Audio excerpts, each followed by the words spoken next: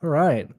We are talking the Monday night slate here in this one here. Not only do we have, the two showdowns, which I'm more interested in, we also have the main two-game slate. Let me make sure. Cool. Let me go ahead and mute that. That's where I'm going to go. I'm not going to be here tonight. I'm not able to join Sheets and Bobby on a live show. I do believe that Sheet's going to go live for NFL at 6 p.m. Eastern time, and then talk about MLB at 6:45 Eastern time. Pretty sure Bob's going to join, but like I said, I'm not going to be able to do it or be there um, tonight. Otherwise, I would. So I'm going to talk about the games now. Obviously, just basic stuff. I would heavily advise you to only make or finalize your lineups, but right before lock. Post inactives once you have a better idea of where ownership is going to go, and so on and so forth. So let me go ahead and bring it over here.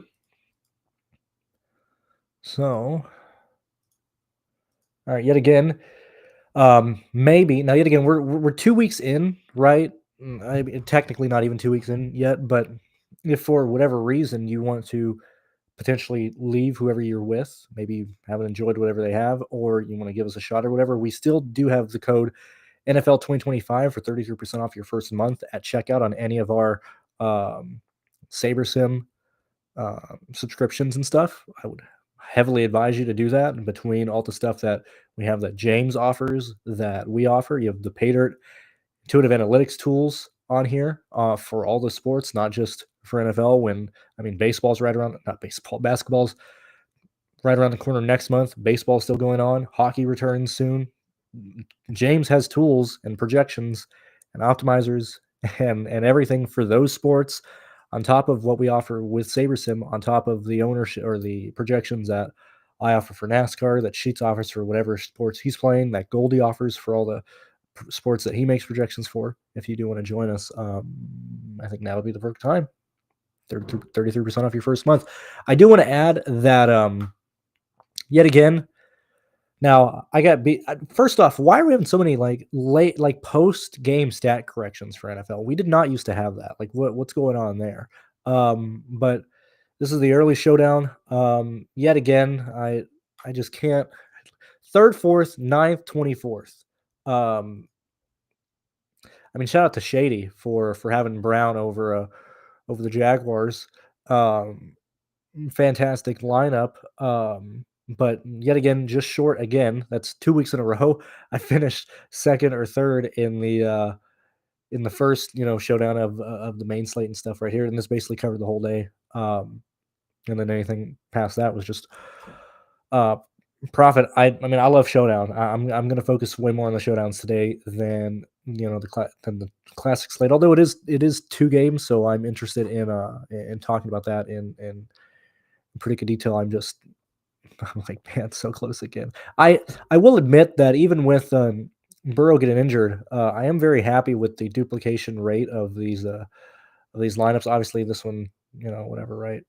Couple issues there, but I'm not too upset with the duplications here and there's massive overlay in this contest too, right? I can't believe this didn't fill.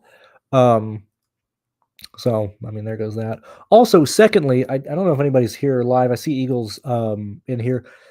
Does anybody play Owner's Box? Has anybody had what is your experience with Owner's Box? Like, they came out of the woodwork, right? Like, they promoted heavily, I guess, earlier this year, potentially last year. I went ahead and joined because, with, like like, this is the first year I didn't play Yahoo. I'm not playing on Yahoo just because they don't have contests worth playing. Last, 5 years, I would play the first month on Yahoo, nothing's there. Um, so I joined Owner's Box, and it took me, like, a day to get verified, and I can't deposit money. The customer service is like a joke. I talked to my financial institution because obviously I do what I do, right? Um They're like, "There's no problem on our end. It's the merchant's problem." And I've had just a terrible experience on Owner's Box. At this point, it's gonna be week 3. Like, what a waste of time. Like, just the biggest hunk of shit website since SuperDraft, right? Like, I'm like, I'm not playing on owner's box. Just kind of want to rant about that. That was a waste of time to even bother depositing there. Because typically on these new sites, you want to play heavily the first month or the first 2 weeks of the NFL season and take advantage of people not understand how it's scored, not doing any of that stuff. Um, so I'm annoyed by that. Like, customer service has been a joke on that regard. I am playing now. This seems extreme, but I've been doing about 2 to 4K a showdown slate, so two showdowns plus the main slate and stuff. I'm playing pretty aggressive today, especially with that you know this finish here yesterday, kind of covering a majority of that. So let's start going in and start talking about where we are at. I want to talk about the showdowns first because that I believe is going to segue very heavily into who's good on the classic slate or whatever, right?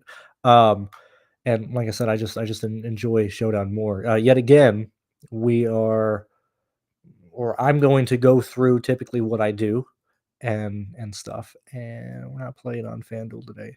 Um, and yeah, just kind of look through. Now, yet again, I always rebuild once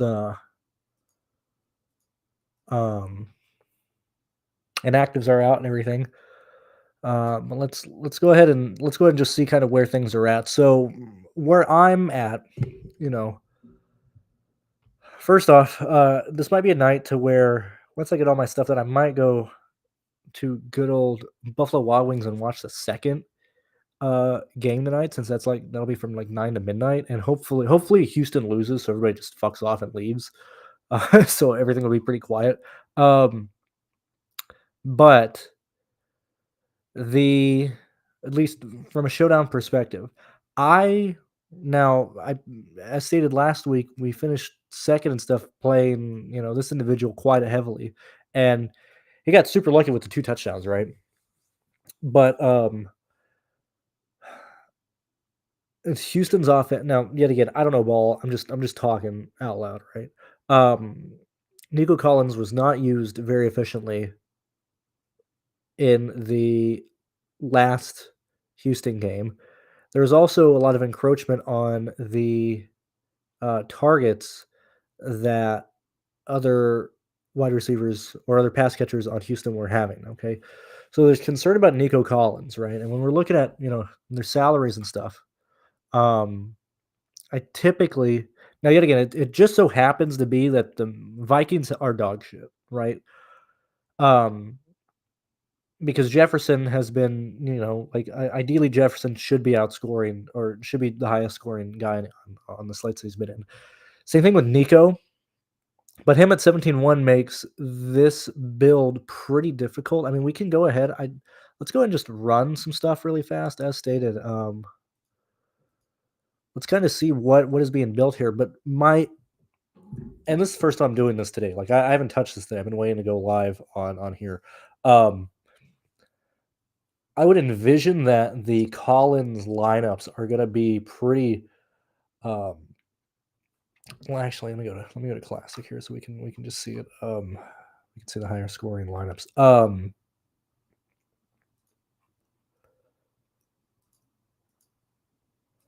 I'm thinking that the Nico lines are going to be pretty. You know, digging deep for a lot of value here, and with all the potential ways that Tampa Bay can score, like I actually really like Tampa Bay, not just for the showdown, but for the classic slate. And again, we're not concerned about the CJ Stroud or Mayfield lines because we're not playing those. But I want to see what these Nico lines are looking like once we get here, right? So like let's leave it right here so I can see everything. So how tight are we on salary here? You know, actually not that tight for this one. Honestly, we're just looking at projected score. We're not looking at other stuff really fast. Um,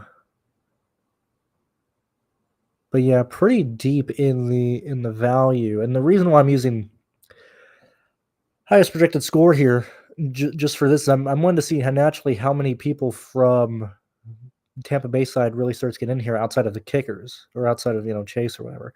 Like how much Schultz, not Schultz, how much Otten is popping up, how much Mike Evans is popping up, how much other stuff is popping up. I don't know if we're going to see a lot of that in these Nico Collin lineups. From a build perspective, I think this leads a lot to be desired. Like this one, right?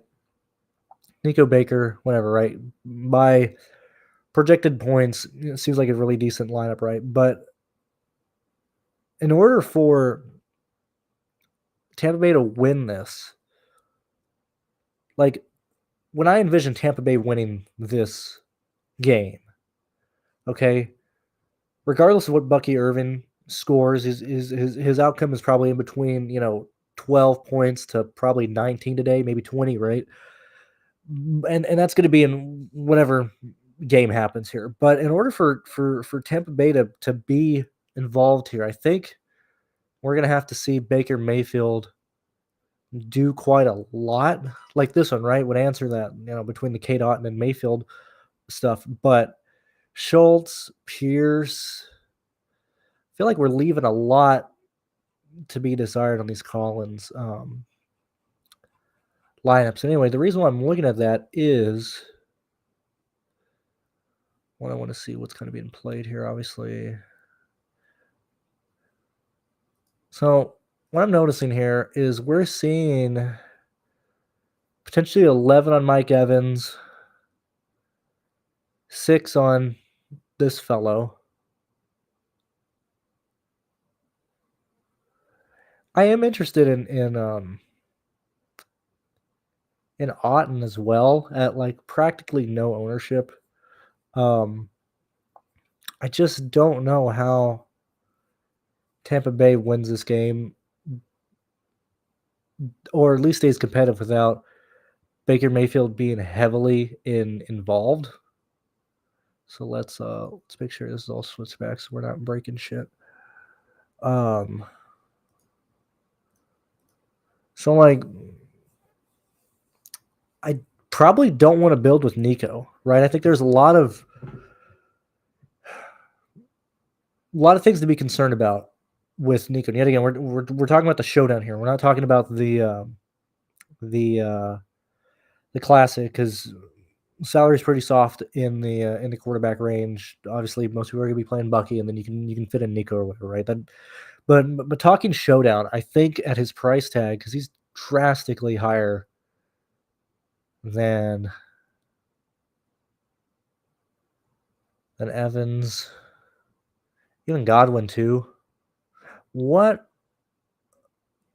I don't know if this is gonna be. This is gonna be a long. Hold on.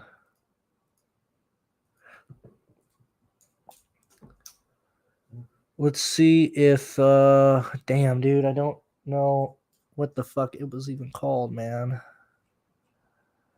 Trying to look for. Oh man, I don't want to go back like 7. Okay, that's. I don't remember. Showdown. Here we are. I want to look at this ownership really fast here. So, well, I don't know if oh man, I haven't done this with. We're gonna do this live. We're gonna look around. I want to see. Obviously, we have projected ownership here, right? Here, right?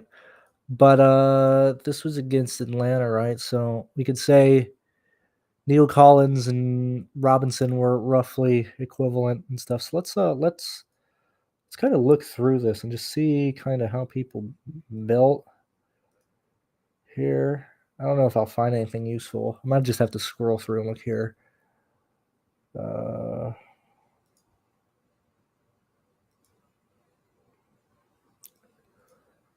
So let's I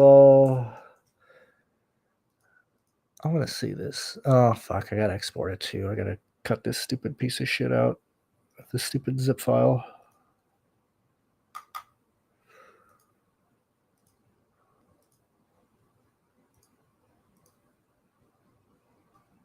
That's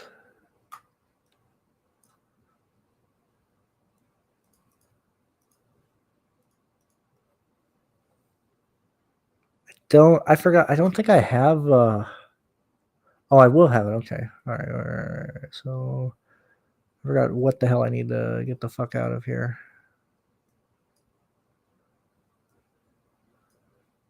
Okay. So no, we don't. We just have it for these guys. Interesting. This is not what I wanted to see here. Because this is cumulative ownership. So that's not super helpful. I guess we're just going to have to shotgun it from here. So we have 8, 14. I believe I just played. What the fuck happened here? Okay. I think I just played Ibuka and Evans in the. So K. Dot was 3. That was a 14. I want to see what Godwin was at.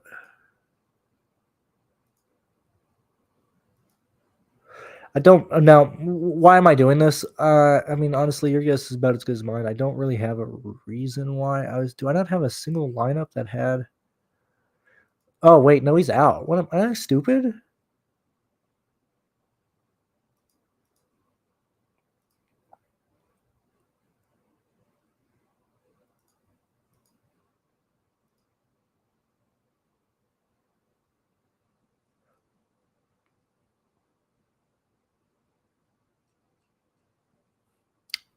Who is the other moron from this team I'm thinking of? Yeah, Godwin's out. Why am I even looking at Godwin's ownership?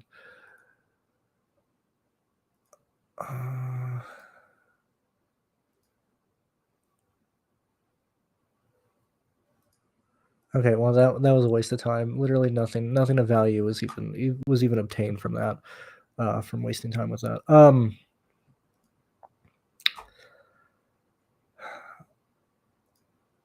I gotta envision that my God, Otten didn't do anything last week, which is a concern. I'd like to try and have 3, especially with as aggressive I'm playing with. I'd like to have 3. I just don't know if I want Nico with the issues that CJ has had.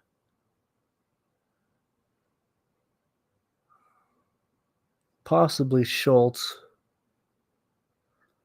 but I think we'll run with these guys really fast and just see kind of where we're at.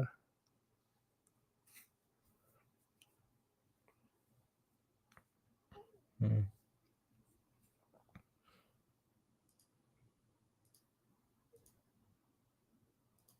Yeah, let's run those and see what all we end up getting here.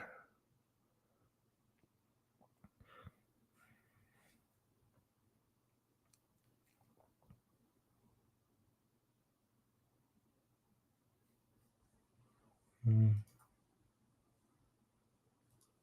Mm-hmm.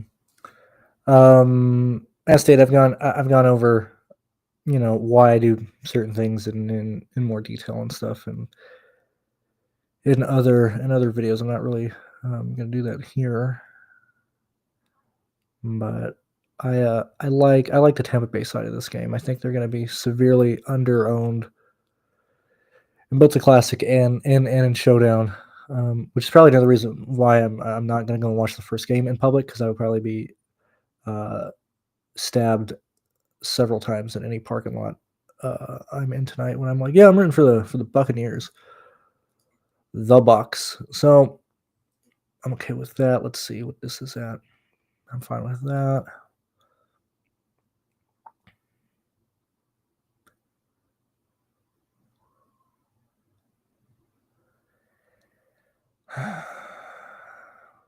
Hmm. So it looks like early on I'm overweight on Damien.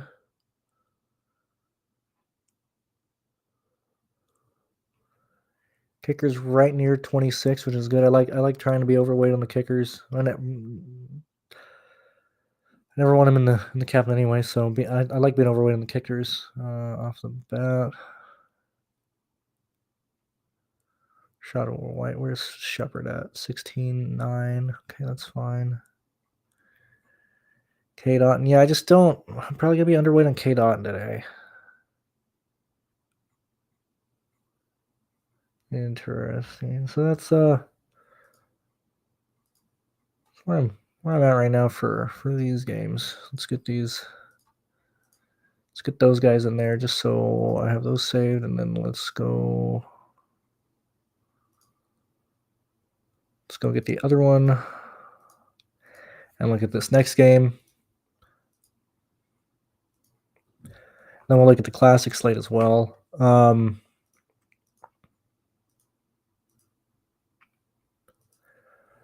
right. So seems like McClunky is a good receiver, right? What is the salary here? So Brock is there. What happened to Brock last week? Did you get a concussion? What happened to this guy last week? I could have swore I saw something on the injury report that happened to this man. Hmm.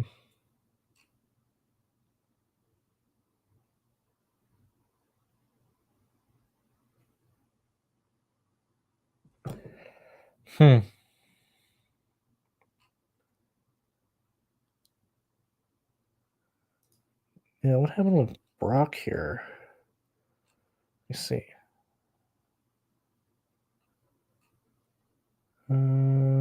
Let's see. So he hurt his knee, but he's playing tonight. Let's see. A knee injury in the third quarter last week. Trainers prevented him from playing the rest of the game. He did not practice on Thursday or Friday. Did a limited participation on Saturday.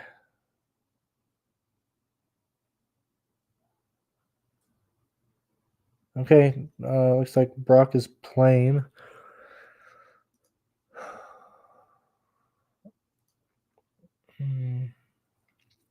Okay, so this Chargers and Raiders game has a higher total and a much higher chance to turn into a shootout.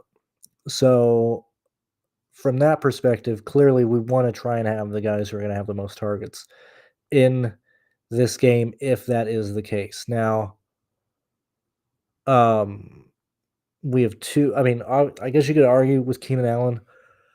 You have two targets on the Chargers side, but like Hampton is probably not going to rival the highest scoring receiver today. So it really does seem like McClunky and Brock would be the two guys that I would use here. Potentially Jacoby, since Las Vegas is going to be playing is expected to play from behind. In this, interesting. I'll leave Jacoby in here as well. Let's run here. I already know that a majority of lineups in this contest will have Herbert, McClunky, and probably Geno as well. So I don't really need to figure out what the field is playing. I can already know where they're going to be at here, especially based on this this ownership and stuff. Especially with Keenan Allen projected to be over Jacoby and these guys based on his pricing, and Brock being so expensive that he's not going to be owned as much.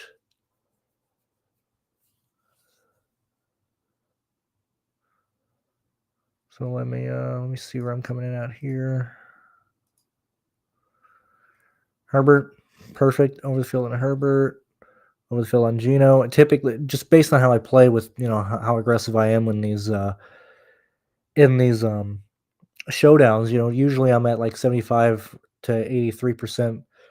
The quarterback that I have you know, or the quarterback that is projected to do the most, and then, anywhere from 60 to 75% of quarterback 2, which usually gives me a pretty significant floor, compared to the rest of the field. Looks like Keenan Allen is gonna be pretty heavy. I might have to, be interested in potentially using Keenan Allen. Let me see what the exposure rate's on early in the day on these. So 22, 36, 39. I'm okay with that. Let's see here. First kicker at 18 over the field. 14 right with the field. Might want to get that up a bit. Jacoby only 14, interesting. So like this is an example. So like example of things that I found successful if Jacoby Myers does well in this game. He's projected to carry 48% ownership in the flex and 14 in the captain. So that is what, 58 or so, I think, right? Somewhere around there. 56% or whatever. The field is most likely going to have him in the flex for a majority of these lineups, right? Whereas if this isn't being played, I would have Jacoby in nearly 40% of my captain exposure rates. So even though Jacoby Myers seems very, very popular from a build perspective, a lot of people will end up using him in the flex position, which if he scores, his normal median projection, whatever, it's going to be fine. But if he does end up having an outlier performance and stuff, uh, this is a significant advantage over the field that isn't sacrificing anything. It's only um, taking advantage of what Jacoby might do because there's so many lineups that are going to have Jacoby with pretty much everybody else scoring on the rest of the slate.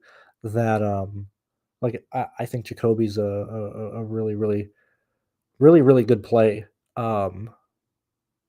in this on this slate for the upside that he could potentially have. All right, so let's go ahead and save this. And yet again, I mean, this just more so at this point, it's more so just thinking about how I'm going about stuff. But now, okay, so now let's focus on this classic slate here, right?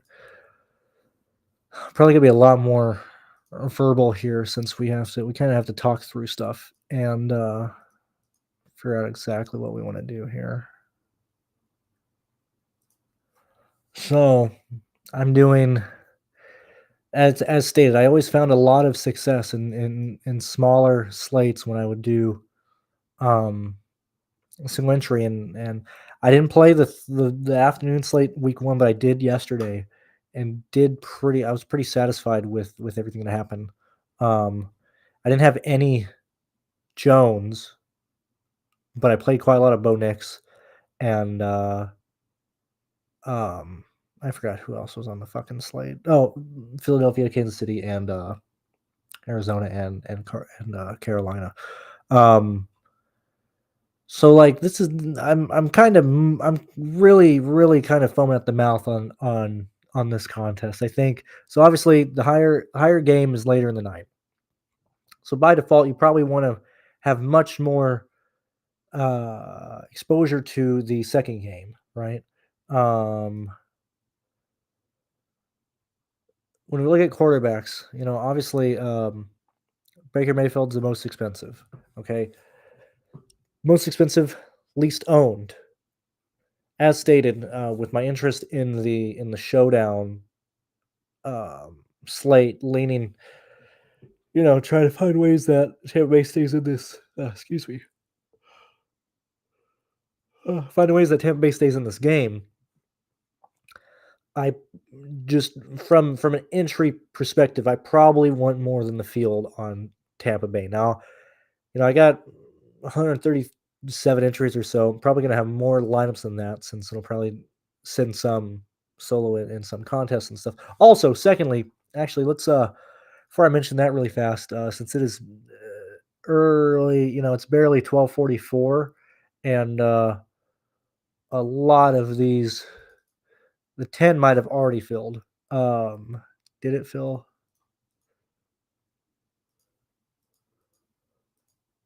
Hello, 10. The 10 is not filled. That's a really good slate. This is a really, really good contest based on the amount of people. This one's gonna fill for sure. The first 5, I believe, already filled. Yeah, first 5 already filled. I mean, these contests are gonna fill very quickly, and I don't know how. Yeah, I mean, this one's kinda not even worth playing and stuff. I would get into these contests as soon as possible because they are gonna fill, pretty fast, especially the 10. I think the 10 is a really, really good, contest based on the people. Granted, super top heavy, but based on the people, that's a pretty good contest. Anyway,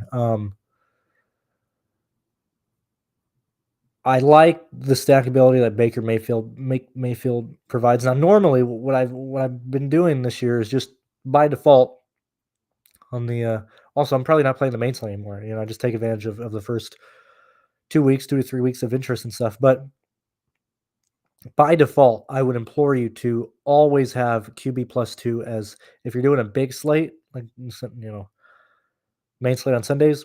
Always have QB plus two as like the baseline of what you play. Never do QB plus one. Just always do QB plus two. Um, Yet again, it's 2 game slate, so we're probably gonna get that naturally. But I like the ability that the Buccaneers have to stack pretty heavily, um, especially when you look at the pricing here. I mean, this is going to be a pretty expensive stack. You can also include Bucky on here. Now the whole field is going to have Bucky Irving, right? So what is the first way to potentially get different is having more um, exposure to the pass game versus the run game of this Tampa Bay side if everybody's going to go to Bucky Irving. So like that's my first thing that I'm interested in doing. And it's not even have to be crazy. I mean, he's at probably 18%.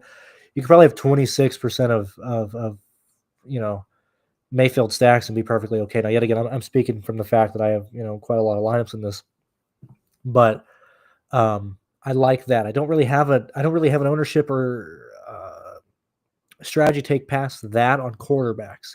As we look through the rest of the field, really nothing from the value perspective, really outside of Damien on here, and was really outside of Chubb. Now Chubb is he's old, whatever the case may be. Um, Ownership is kind of already making sense. I mean, a lot of people are going to take Hampton over Chubb. A lot of people are playing. How the fuck do you pronounce this guy's name? Genty. A lot of people playing Genty and Bucky. So there's really nothing that you could really take advantage of here. Obviously, Hampton looks much, much better than Nick Chubb. Um, as we move over, obviously everybody's expected to play Collins. It's not really hard to fit him in and stuff here. But I actually prefer Ladd over Collins today. Yet again, this is just me talking out loud. I haven't changed anything. I'm just kind of speaking my thoughts out, and I'll make adjustments post once lineups are made. But I'm looking through here, and I don't really see anything too crazy. Value should come from double tight end things that you have Schultz at 32, you have Otten at 35. Nobody's really projected to Jack Diddley squat from the rest of this. Oh yeah, I don't know why I'm so tired. Texas is going to be heavily owned. Obviously, like it seems to be that people are just going to be lower on Tampa Bay side. Like I said, my only real take is probably having slightly more exposure to Mayfield and Tampa Bay than what the field is going to do. The other thing I want to do is, we only have the 4 defenses here. If everybody is going to be playing Texas, I would probably want less Houston just because this is the most volatile position. Um, I think most lineups are going to have the Texans, and so one to get different is probably eliminating your Texans exposure. Um,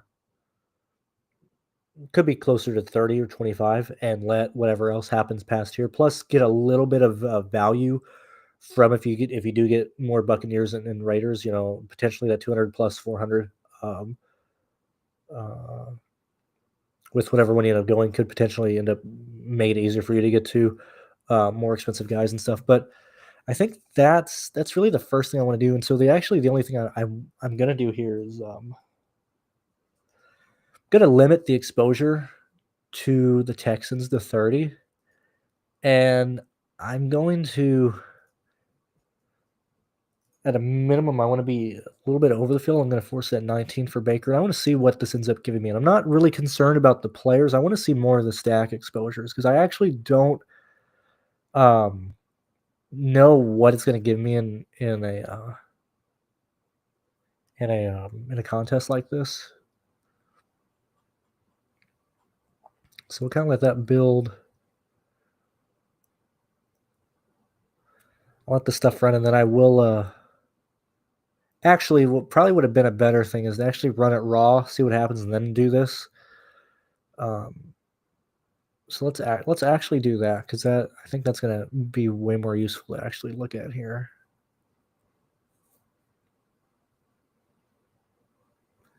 Okay, so let's reset that. Let's reset that.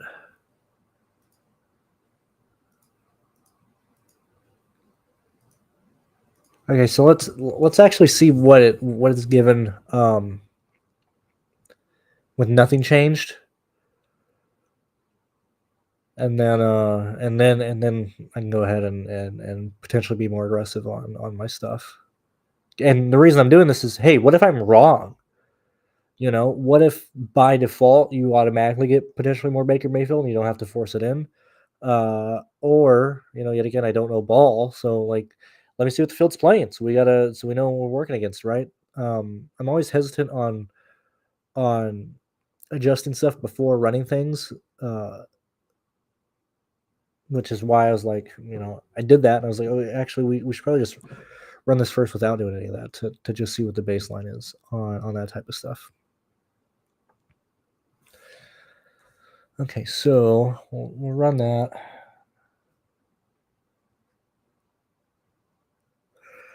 I'm not playing. Gee, I can't stop yawning, dude. I'm not playing FanDuel today. I'm not doing any of that. I'm just focusing on DK. I will. Okay, so yet again, this is not my my lane at all. But I really haven't. I haven't watched like in years, right? We're talking before COVID, back when I was still in senior year of high school.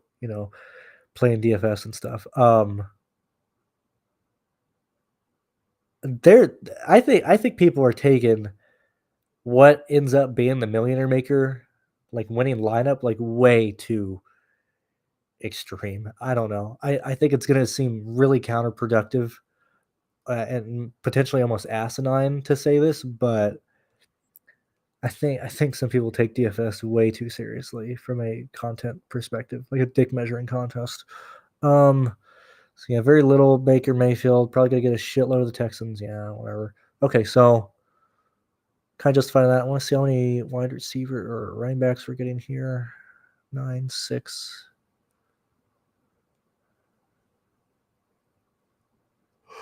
I can't stop yawning. Collins, tons of Evans. This guy here. Interesting. Bucky, Irvin, Hampton, Chubb. Okay, whatever. Okay, yeah. So I was correct on the first thought, but I always just want to make sure before I start jumping ahead and mess with stuff. So my intuition was correct. So let's go ahead and bump you up since you were being bumped down so much, and let's go ahead and bump you down. Because yet again, I mean, these are huge contests, 2 games, right? So it's not even about what you get right. I guess it is, right? But like my only adjustments so far have been I want slightly more Baker Mayfield and slightly less Texans defense. That doesn't seem like a massive deal, okay? But on a 2-game slate, which I could still, let's say Hampton or whatever performs well. Let's say whoever else, from the Chargers and Vegas game, they still go off, they're still needed or whatever. I just had a slight adjustment to where I was slightly more heavy on Tampa Bay than the Houston Texans, okay? That's still a significant amount of lineups in these contests that I'm different from, right? And so if it comes down to where, let's just say the Texans defense scores you 2 points, Buccaneers defense scores you six, Chargers score you seven, Raiders score you five. That 2 points from Houston might be pretty destructive with them being the highest owned and most expensive, right? Actually, not most expensive, second most expensive. Um, so like I'm not fading specifically anybody or any one direction in or on a slate like this. It's finding two avenues or two ways, and it's just kind of flipping this game just slightly. Um, that's I think that seems one of the ways to get the most leverage, and it's really not that crazy. Um, like it's not like I'm fading like the highest projected like wow, I still got a lot of text and stuff. I gotta bump this down even more. It's still jamming them in, right? Let's see where we're at. Still gotta mess around with this stuff. But it's not like I'm fading like Bucky Irvin or actively fading Nico Collins. They're still gonna be some of the highest owned guys, but we're still kind of in the same realm. I'm not exactly sure what that changed entirely here. See, I got a notification on the cord. That's just a work meeting thing. Okay.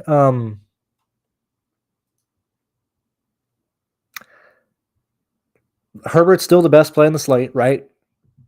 Right. We don't really need to fuck with that too much. Um, Even 22 at 65, that's not bad at all. Actually, that's not too bad. Maybe a little bit higher. Maybe even. Maybe 25% Gino and 25% Baker potentially where I want to be at. But I'm naturally going to get to different combinations with these guys anyway. I'm not really concerned about that. This Rashad White and like one lineup, two lineups. I don't really know if that's. I don't really want to deal with that. I'm more so who is not being owned here. So this Sterling Shepard. So quite a lot of Sterling Shepard. We've seen that we're getting quite a lot of Sterling Shepard in the showdown. Quite a lot of Sterling Shepard, which that's 8. But Sterling Shepard's probably a guy that you want to have a bit more exposure to than the field with Tampa Bay, with the potential of them having to play from behind.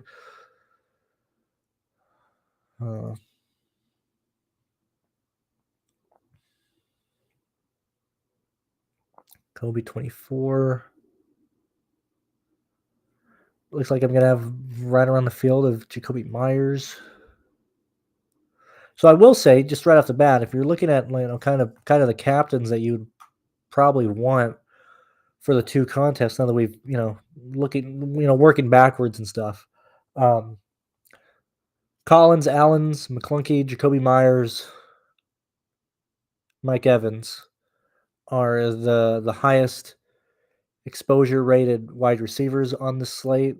So in turn, those should probably be the highest exposure, or really the only captains you should be playing in the two showdown contest. I mean, the stuff likes Keenan Allen. I might have to go back and just say, hey, if the stuff is showing me Keenan Allen, just don't even fight it. Um, I don't know why, but whatever. He's projecting well at a cheap price tag. Probably gonna need some Keenan Allen in the second showdown and stuff. I have to go back and fix that. But I think that's mainly it of how I'm wanting to approach this slate. Don't know if it was very helpful, but it's certainly me just talking through what I'm doing. And we were here for like 45 minutes and stuff. So yeah, I'll see you guys on Thursday. Thank you for watching. See you later, alligators. Bye bye.